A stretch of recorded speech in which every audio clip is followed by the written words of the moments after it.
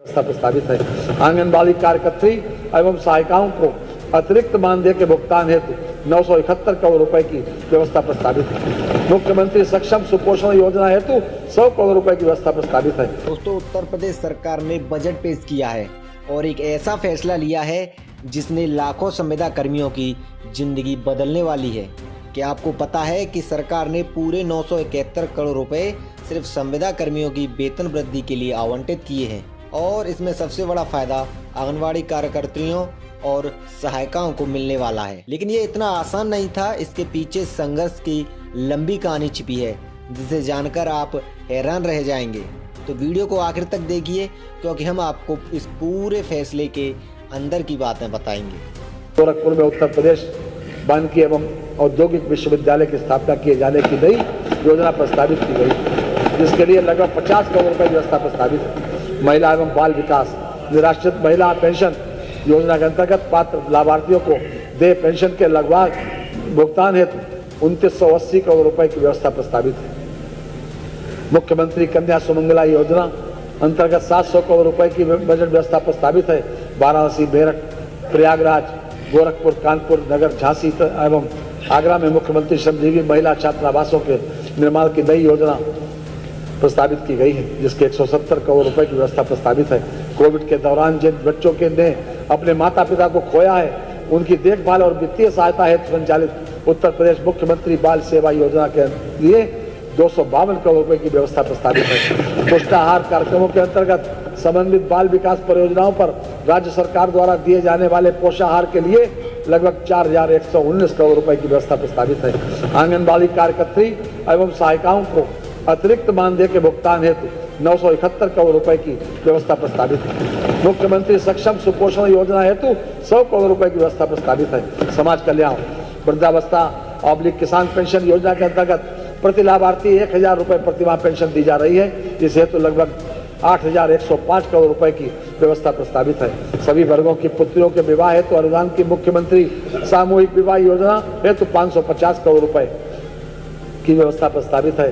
अनुसूचित जाति के निर्धन व्यक्तियों की पुत्रियों की शादी अनुदान योजना हेतु 100 करोड़ रुपए तथा सामान्य वर्ग के निर्धन व्यक्तियों की। उत्तर प्रदेश सरकार ने इस साल के बजट में संविदा कर्मियों के लिए एक बड़ा तोहफा दिया है। सरकार ने पूरे 971 करोड़ रुपए का फंड जारी किया है, जिससे सीधे तौर पर आंगनवाड़ी कार्यकर्तियों और सहायिकाओं का मानदेय बढ़ेगा। यह बजट उन लाखों महिलाओं के लिए राहत लेकर आया है जो दिन रात कड़ी मेहनत करती हैं, लेकिन उन्हें न्यूनतम वेतन भी ठीक से नहीं मिल पाता। लेकिन सवाल यह है कि क्या यह वाकई में हर संविदा कर्मचारी तक पहुंचेगा? क्या यह सिर्फ एक चुनावी वादा है या फिर सरकार ने सच में कोई ठोस कदम उठाया है, जिसका जवाब आपको आगे मिलेगा।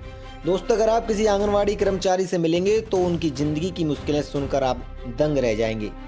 6 से 8 घंटे की नौकरी, कम सैलरी और कोई स्थायी नौकरी की गारंटी नहीं। बहुत से आंगनवाड़ी कर्मचारी तो ऐसे हैं जो कई सालों से काम कर रहे हैं, लेकिन उन्हें पक्की नौकरी का कोई भरोसा नहीं। ये वो महिलाएं हैं जो समाज की सबसे निचले स्तर पर रहकर भी नई पीढ़ी को शिक्षा देने और कुपोषण दूर करने का काम करती हैं। लेकिन सरकार ने इस बार उनके हक की आवाज़ सुनी। 971 करोड़ की राशि के वेतन में सुधार होगा, लेकिन क्या यह उनकी ज़रूरतों को पूरा करने के लिए पर्याप्त है? अब आइए इस फैसले की सच्चाई पर बात करते हैं। क्या आप जानते हैं कि पिछले कुछ सालों में कई बार आंगनवाड़ी और संविदा कर्मियों ने धरने, प्रदर्शन और हड़तालें की हैं। 2023 में भी मांग उठी थी कि उनके वेतन में बढ़ोतरी हो, लेकिन तब कोई सुनवाई नहीं हुई थी। लेकिन अब जब चुनाव नज़दीक आ रहे हैं तो यह फैसला क्यों लिया गया है? क्या ये सिर्फ एक चुनावी चाल है या सरकार सच में संविदा कर्मियों की जिंदगी सुधारना चाहती है? यह एक बड़ा सवाल है। चलिए अब जानते हैं कि इस बजट में आपको कितना फायदा मिलेगा। दोस्तों, ये एक अच्छा कदम है, लेकिन क्या यह सभी संविदा कर्मियों के लिए पर्याप्त है या फिर अभी बहुत कुछ बाकी है? अब सबसे बड़ा सवाल, क्या यह पैसा सच में संविदा कर्मियों तक पहुंचेगा या फिर यह भी कहीं फाइलों में दबकर रह जाएगा? यह पहली बार नहीं है जब सरकार ने वादा किया है, लेकिन पहले भी कई बार बजट पास होने के बावजूद अधूरे भुगतान, देरी और भ्रष्टाचार के कारण पैसा जरूरतमंदों तक नहीं पहुंचा। तो क्या इस बार सरकार सच में ईमानदार है या फिर यह सिर्फ चुनाव जीतने की रणनीति है? इसका जवाब समय देगा, लेकिन आपकी राय क्या है कमेंट में जरूर बताइए। दोस्तों, क्या आपको लगता है कि सरकार का यह एक फैसला सही है?